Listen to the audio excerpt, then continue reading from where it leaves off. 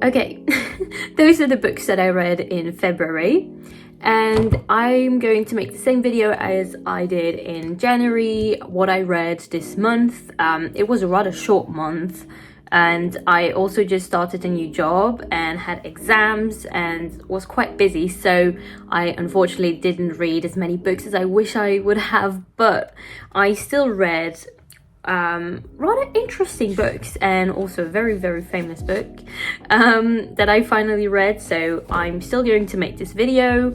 I hope I have more time to read in March. Let's see. In any case, I'm going to review them, do quite a little summary and rank them out of 5 stars. And yeah, this month was an interesting I read interesting books for sure, and also I realized that the books I read had very similar themes. I don't know why, but it's not the first time that this happens. Maybe this happens to other people as well, but it happens to me that over a short period of time I read books that have similar themes. I don't know why. So the theme this month was academia, university, school life, teacher student relationships, and groups of friends.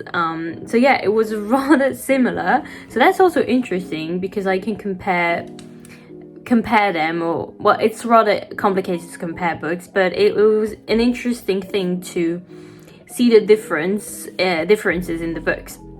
So let's just get started and talk about what I read. Okay, so the first book I read this month, let's just start with the most anticipated one. It's The Secret History by Donna Tartt.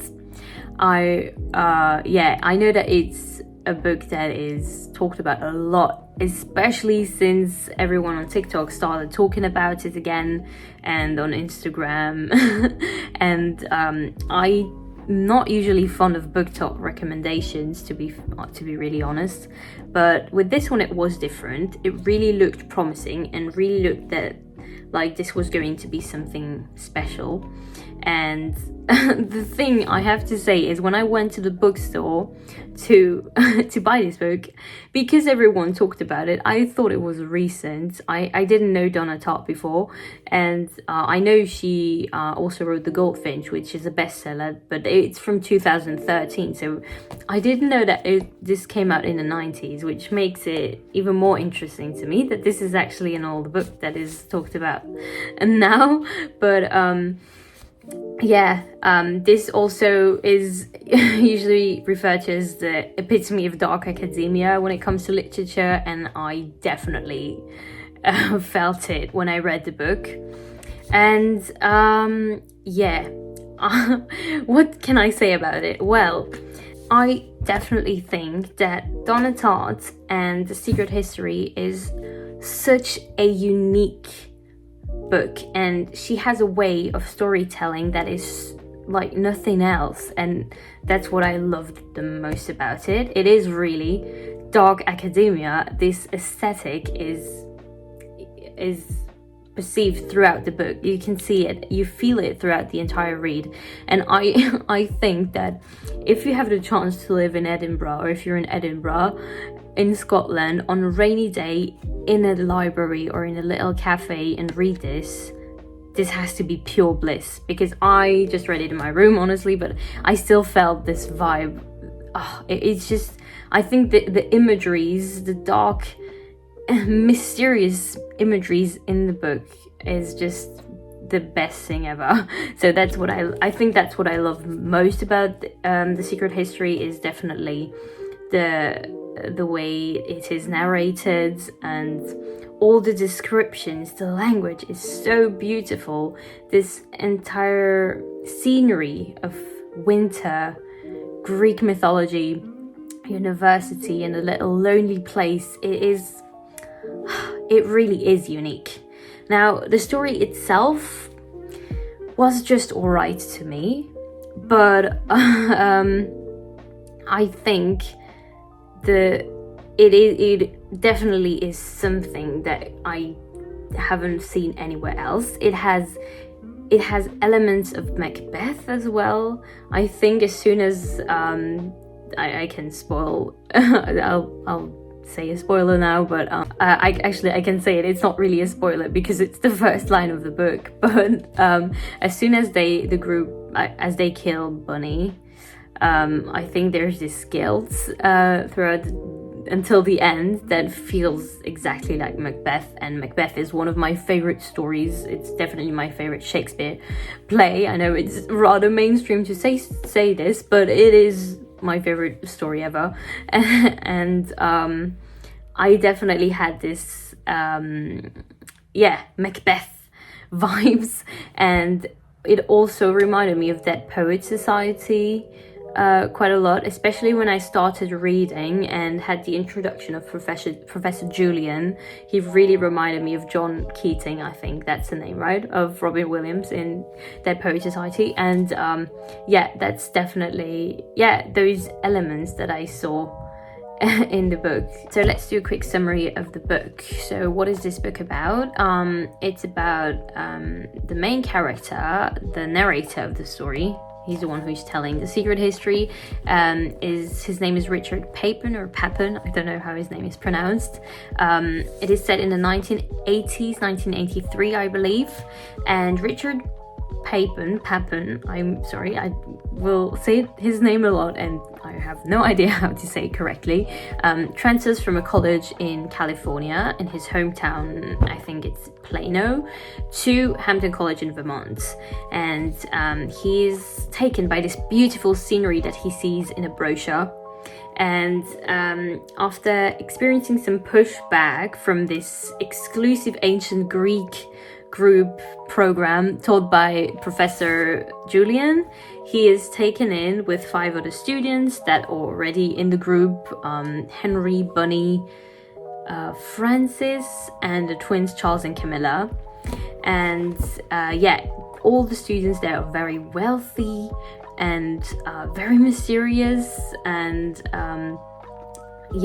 Richard basically isn't as wealthy as them. He has to hide his economic background, and he first feels like an outsider in there, but this slowly changes once he is part of this group and starts spending time and weekends at Francis's country house as well, and he begins to feel more part of the group. Since the beginning, you can feel that these students are rather mysterious and are hiding things from Richard, and basically what happens is that they're doing some rituals and cults in the forest, and they accidentally kill someone. I think it's a farmer, right? And one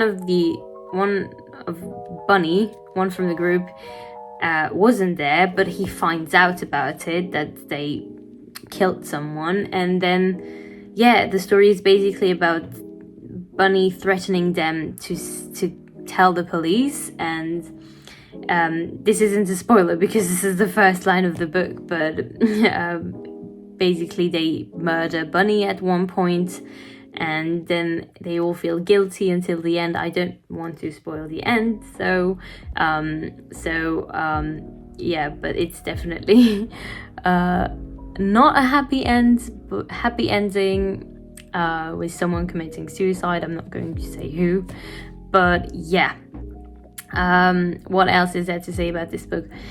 The thing is, I'm not super fond of murder mysteries, so it's not my favorite genre at all. I have read a few Agatha Christie's and Sherlock Holmes, but usually I'm not fond of this. And the other thing is, I wasn't a Greek myth kid at all. I didn't read Percy Jackson or anything, so Greek mythology is really not my thing. So that's what I was scared of when reading, that they would mention too many Greek figures that I wouldn't know, but it thankfully wasn't the case.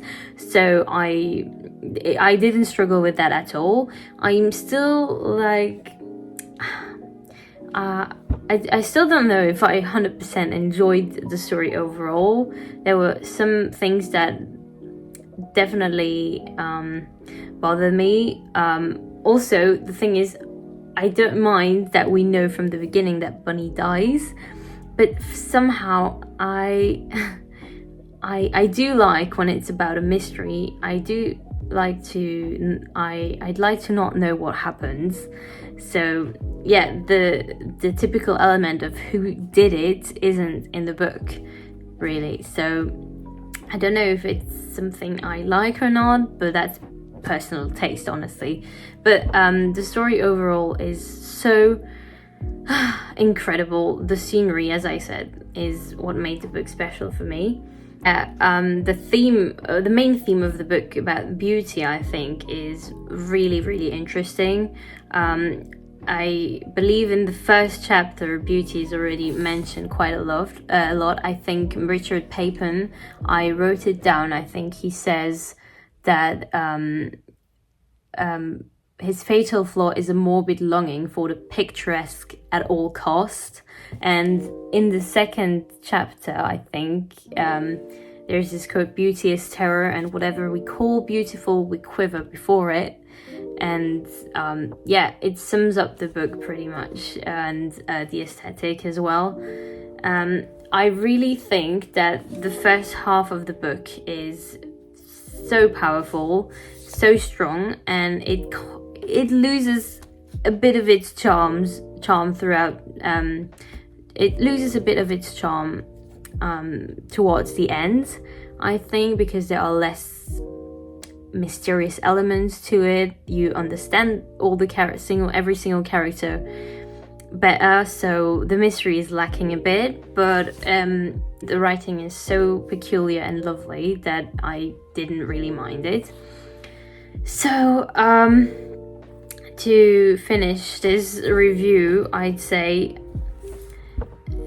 it's not my favorite genre, it's not my favorite story. I'm definitely very happy that I read it. I might read it again, as I said, honestly, if I'm on a dark, gloomy, rainy trip to Scotland. I don't know why I'm thinking of Scotland, honestly, but I think that the scenery there just fits really nicely with this book, and I would definitely read it again. But as I said, maybe not the entire book, just the first half, because for me this is really the strongest part of the book. And yeah, what would I give it? I think I would give it 3.5 out of 5 stars. It could have been 4.5 if I enjoyed this murder mystery story more, but 3.5 for the writing, for Donna Tartt. I also listened to some of her interviews. I think she's really a lovely novelist. I really like her, and I think I'm going to read The Goldfinch because I'm really excited to see how this book is, and how her writing style is in other books. So yeah, that was definitely the book I will remember the most from February, was The Secret History. Next was a really short read. As I said, didn't have much time, so this was actually convenient. I don't even know why I bought this book, honestly. So I love Dead Poets Society, really. It's a movie that is very dear to me. Obviously, I think it's one of Robin Williams' best role he ever played. I don't know why I read it, honestly, because the thing is, the funny thing is, it really fits with The Secret History because it's a very similar theme, also with suicide and also with a secret group at university, or at high school, right? At Welton Academy. Yeah, at Welton Academy. So it was really, as I said, I really always thought of Dead Poet Society while reading The Secret History. I think the movie is amazing. Now, do I think the book is amazing? Honestly, not really. It wasn't. What I thought while reading is I could have just rewatched the movie, and that's why this book is kind of useless. If you want to read it instead of watching it and picture Robin Williams in your head playing playing John Keating, then yes, go ahead. It's nice to have it in your library, I suppose, but honestly, I don't recommend you reading it. It's a waste of time. The thing is, that's the problem with books that that are adapted from movies. It's the worst. It's even worse than books being adapted. No, wait. It's even worse when movies are adapted for books than books adapted for movies. My brain is not braining today. Yeah, so I think it's just basically a script. You're basically reading a script with some deleted scenes, and there's nothing new that makes it special or makes it worth being a book. It's just a better movie. So I don't have much to say about it. Honestly, I don't think it's worth it. But that's my opinion. But I saw on Goodreads that a lot of people also thought exactly like me, so I think I'm going to give it 2 stars out of 5 stars. Yeah. But watch the movie for sure if you haven't. Okay, now we're going back to my favorite genre of literature, Japanese literature, which obviously I always have to read. There will always be a few Japanese books every month, and especially this month I think I'm going to read some Murakami, so I'm really excited.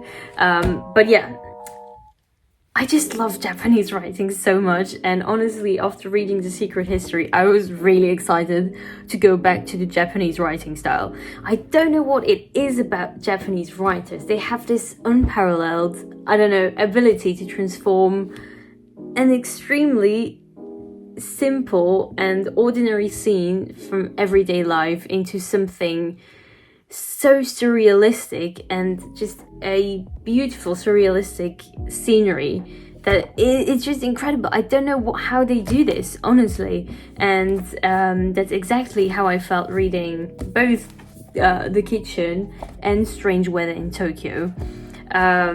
So I believe this is the first book from Hiromi Kawakami I've read. I'm not sure.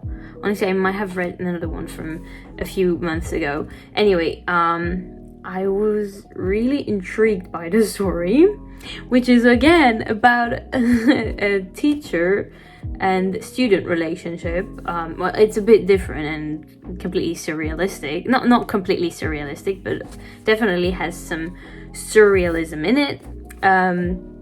So it's about it's not a student anymore. It's just a lady, I think in her 30s, who's going to this bar in Tokyo every single day or maybe weekly, and she meets her old teacher from high school again, and she doesn't remember his actual name, so she just proceeds to call him Sensei. And then it's basically kind of a love story. Not kind of. I mean, in the end, they both agree that they are in a relationship, but it's this very weird bond they have. They proceed to meet again, sometimes every day, weekly, and then a few months they don't see each other and meet again. There are elements of jealousy, and yeah, they kind of fall in love with each other. Especially the protagonist, the main character, realizes that she's in love with him, and it's just such a good story. In a way, it's kind of a it's a literary Wattpad. That's what I thought when I read it. It's the typical teacher-student relationship, but it's not as awkward because obviously they're not. She's not going to school anymore, so it doesn't really matter. But it still has this trope, that is very famous, teacher-student, that is interesting. And I just think it's kind of surrealistic and really funny. The writing is very simple. As I said, it's the typical thing for Japanese writing, but it's just such a bliss to read it. It's so enjoyable. I love that also she takes him to Disneyland at one point, and then they go to this island together on a sort of date. and honestly, really, I loved it so much. I don't know what I would give this book. Probably 4 stars out of 5. So yeah, I really loved it. I also think it was really interesting that we don't know much about them. They are just the way they are in the book, you know, both characters, Sensei and her. They just are lonely people who had things happen in their lives, death and loss and relationships, failed relationships. But they are just lonely, and as someone who is an introvert and alone most of the time, I 100% relate and think it's just really nice when 2 lonely people find each other and just start to meet more and more, meet regularly, and then create this bond, and then the other person becomes the most important thing in your life. And I think it's just so, yeah, it's an incredible way. It's an incredible story. I think really anyone could enjoy this, probably. Yeah. So that was, honestly, I don't know, it's very weird to say, but I enjoyed this almost as much as Secret History. Yeah. Also, I gave it more, so in the rating, so it makes sense. But yeah, I don't know if other people are going to agree with what I just said, but yeah, I loved it. Okay, the next 2 books that I read, I'm not really going to talk about it much.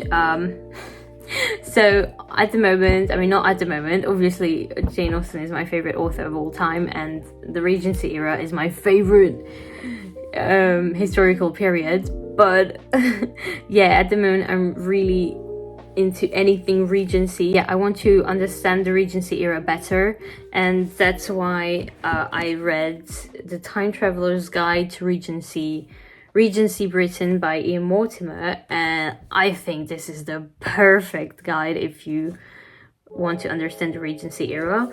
It has all the things in it, from character, education, fashion, style, how they dressed, what they ate, how they partied, the ball, the finance, the cities, and also an entire chapter about London during the Regency era.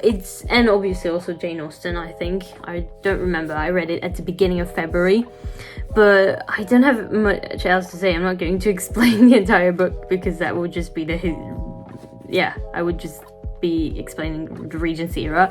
But it's really so easy to understand. It's the perfect summary for me of Regency Britain. I love it, and 100% recommend it if maybe, I don't know, you're a new Jane Austen fan and realize, oh my goodness, I want to know how Mr. Darcy would have lived, how London would have looked like, and I don't know, what Elizabeth Bennet would have eaten at Pemberley, you know what I mean? So I don't know, there are quite a few people that think that way and then start being interested in the Regency era thanks to Jane Austen.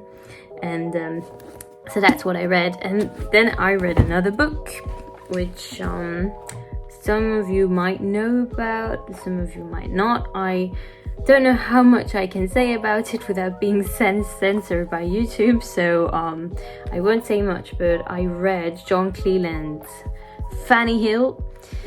It is said that it is the first pornography novel in a way. It is the first it is the first written pornography that we have, I think. Historians might correct me here, but I believe this is, in any case, one of the first stories about it. And it's interesting, honestly, to see that it's not really different from nowadays. Especially the story itself is really, really shocking, and even for us. It's basically the story about Fanny Hill, who's a prostitute, and it tells, you can see it a bit as it being short stories about her experiences, her sexual awakening, her experiences.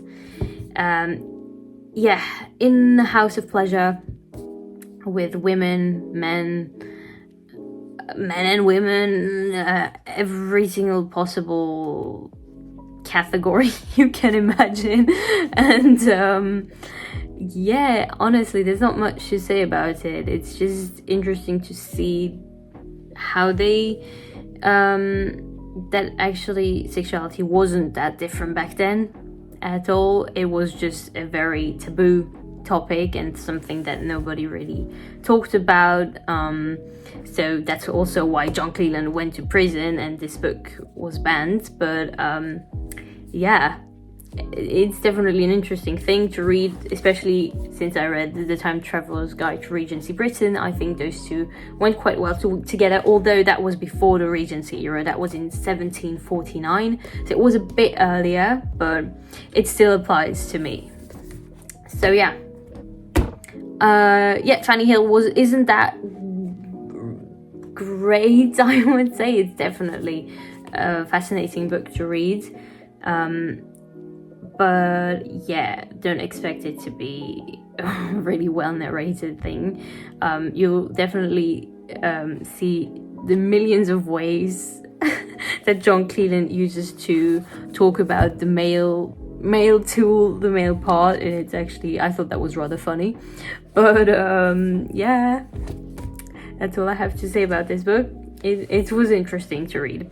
Okay, the last book that I read was actually I just read it last night, was Kitchen by Banana Yoshimoto. This time I'm saying it correctly, because in the other video I said his name wrong for like at least 10 times, and it's so annoying. But Banana Yoshimoto, Kitchen. As I said, I read Asleep in January and thought it was rather interesting. His writing style was intriguing, but I said that I wanted to read more to understand and see if the writing is still as good as in Asleep, and I loved Kitchen 100 times more than Asleep. I think it's definitely, I don't know if it's his best book yet, but I loved Kitchen so much. It was so good. So it's exactly the same writing style as in Asleep, even better, I think. It's simple yet surrealistic, quite witty as well, and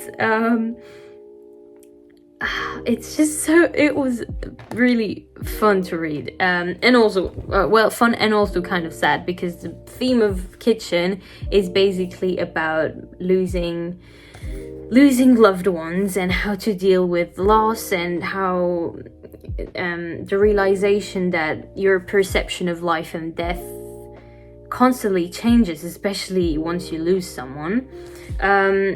It's just, I don't understand how Banana Yoshimoto does it, because it's such an, I don't know, the story itself is, how do you come up with something like that, is just what I think. It's about, what was her name? I'm sorry, I apologize, I need to find her name. Mikage, right? Yeah, Mikage. So, it's about this girl named Mikage, and she basically grew up an orphan and only with her grandmother. And once her grandmother died, she was alone. And then that's where Yuichi comes in her life and tells her that she can live with them, with his mom.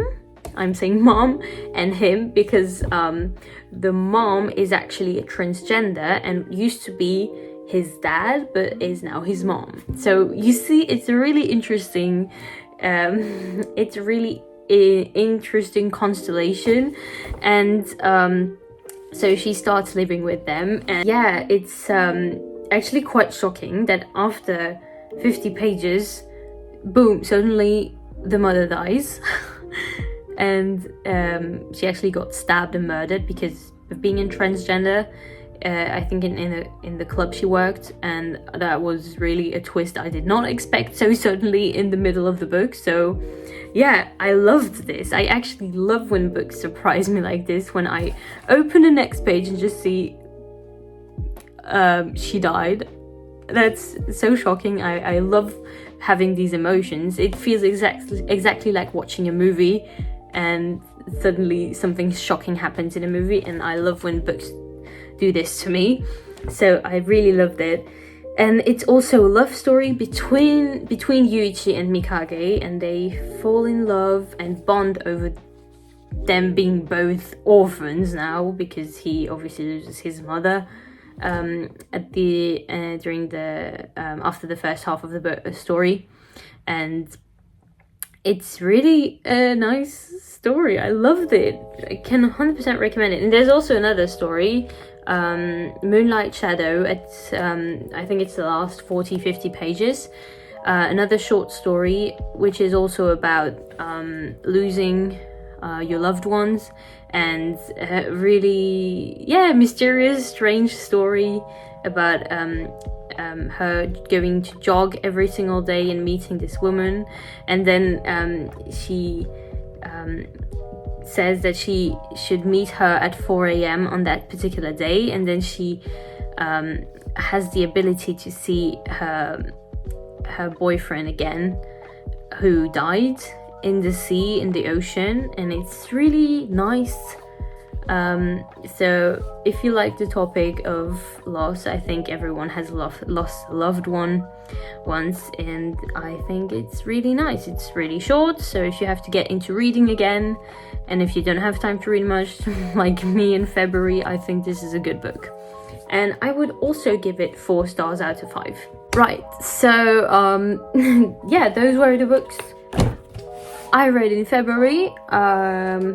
I think I said it all. Honestly, I had some trouble remembering some stories because I didn't read as constantly as I usually do, a little bit every single night, and sometimes I picked up a book after a week, and it's always a bit, it loses a bit of the charm, you know, when you start a book and then pick it up again a few days later. But overall, I still enjoyed reading a lot. I would definitely say, so obviously Secret History was lovely, but I'm really happy that at the end of the month I went back to Japanese literature and read these 2 books, because I love them so much and they made me so happy. And also reading more about the Regency era was amazing. I could read 100 books about it. I never get enough of the Regency era. Also, there's the last season of Sanditon, if you've seen my other YouTube video, that is coming out in 16 days, so I'm definitely more focused on the Regency era and also on watching Sanditon soon. But I'll try to read Japanese books in March, and maybe another classic. I also want to read some poetry, so let's see. I'll leave my Goodreads in the comments, also my TikTok and Instagram, if anybody cares, if anybody wants to see my videos about books. So yeah, that's it for my February books, and I can't wait to have more time to read and to read more Japanese books.